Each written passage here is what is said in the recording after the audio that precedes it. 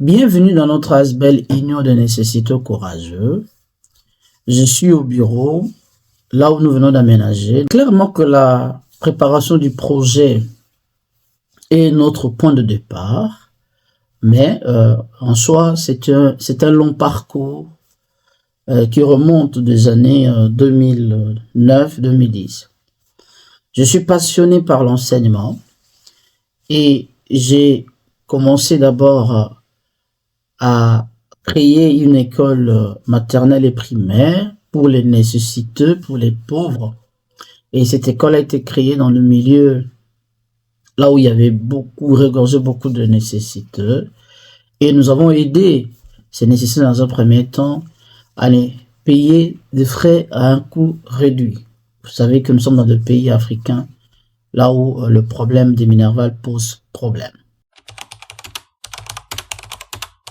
Pour élaborer l'objet social de notre ASBEL, plusieurs questions me sont venues en tête, mais j'avais retenu trois principales questions. Pourquoi et pour qui j'ai envie de me battre? Qu'est-ce qui m'intéresse ou qu'est-ce qui nous intéresse? Quelles sont nos qualités ou nos talents? Pourquoi et pour qui nous nous intéressons? Nous nous intéressons beaucoup plus aux plus vulnérables, les plus démunis, et que nous appelons les nécessités communément dans notre ASBEL. Et beaucoup de personnes qui sont dans le dénuement, qui ont besoin d'aide. Et moi, ça me fait très mal au cœur de voir des gens souffrir. Je suis sensible aux souffrances des autres. Deuxièmement, moi, en tant qu'administrateur président, je m'intéresse beaucoup plus à la communication. J'aime communiquer. Donc, cela veut dire que je m'intéresse aux médias et aussi à la culture, parce que j'aime la culture, la musique, parce que au départ, je suis chantre, dirigeant des chorales. Je suis doué aussi aux relations humaines. J'aime fédérer les personnes, mettre les gens ensemble pour un objectif commun. Mélangeons tout cela que l'on obtient l'objet social de notre ASBEL. Comme je l'ai dit tantôt, je m'intéresse aux pauvres et aux plus démunis. Et ce qui m'a beaucoup plus tiré, c'est l'aspect lucratif. Parce que vous savez, créer une entreprise, ce n'est pas un problème. Il suffit seulement d'avoir un capital, d'avoir un peu de moyens et on crée son entreprise. Mais dans l'entreprise, on travaille pour soi-même. Mais il est toujours intéressant de travailler pour les autres. Alors, en faisant ce travail de bénévolat, que je sais que dans une ASBEL, il y a aussi l'aspect pécuniaire.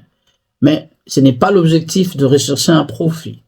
Nous ne recherchons pas un profit, mais beaucoup plus un but, n'est-ce pas, non lucratif pour aider les pauvres. Voilà pourquoi nous avons choisi cette forme juridique d'une ASBEL. Ça nous aide, ça nous donne beaucoup plus la force d'étaler notre aide. Voilà. Bon, je me suis entouré des personnes de confiance.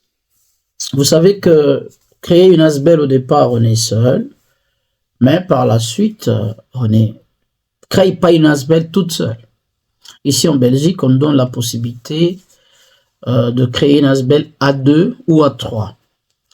Alors, j'ai choisi d'abord dans un premier temps ma famille. Pourquoi? Parce que c'est avec eux j'ai confiance. Notamment mon épouse avec qui nous travaillons, qui est administrateur trésorière. Nous avons eu à créer avec elle. Et puis ensuite, ma fille aînée, qui est déjà majeure. Et avec eux, nous pouvons travailler. Pourquoi on a confiance qu'en soi? Parce que dans ce monde d'aujourd'hui, et vous êtes sans ignorer que les gens ne sont plus comme avant. Le cœur de l'homme est tortué par-dessus tout. Et vous faites confiance aux gens et en retour, vous recevez toujours la déception. D'ailleurs, il y a un adage qui dit que le seul cadeau qu'on peut avoir des hommes de ce monde, c'est l'ingratitude. Alors, nous ne disons pas que dans ma famille, il n'y aura pas l'ingratitude. Dans un premier temps, pour commencer une œuvre de ce genre, il serait toujours mieux d'être entouré de personnes capables. Pourquoi? Parce que avec mon épouse, on est tout le temps ensemble et on partage le projet.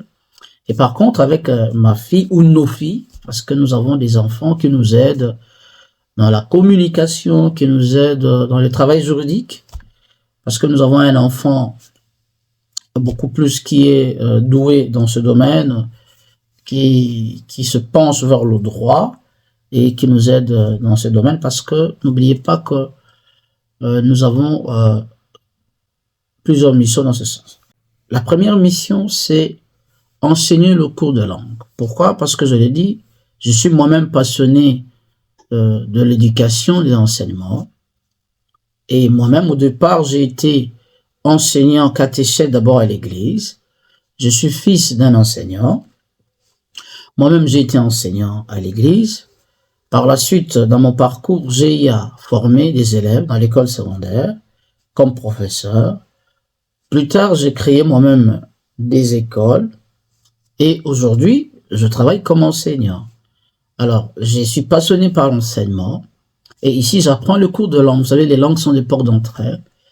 Le cours de langue qui est notre première mission. Notre deuxième mission, c'est aider les nécessiteux. Je l'ai dit ici tantôt que nous aimons aider les pauvres. Ça, c'est notre deuxième mission. Troisième mission, faire de l'aide juridique.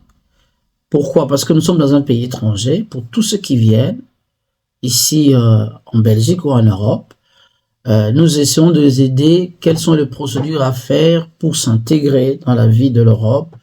Comment faire pour réussir son administration, avoir des documents, tout ça. Donc, nous apportons l'aide juridique à toute personne qui vient d'arriver en Belgique.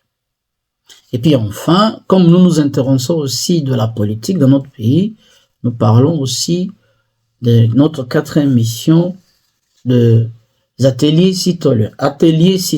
C'est-à-dire là où nous parlons de l'avenir de notre pays, l'avenir de la Belgique, l'avenir de nos villes, et voilà, nos 4 missions. Pour terminer, je me suis promis d'une chose, c'est que de ne jamais lâcher prise. C'est un slogan que j'ai appris de mon père, de foncer, quelles que soient les difficultés, d'aller de l'avant. C'est vrai, tout début a toujours été difficile, mais avec l'aide de Dieu, on y arrive. Quand vous fondez quelque chose ou vous êtes dans quelque chose, il faut se dire que ce n'est pas évident.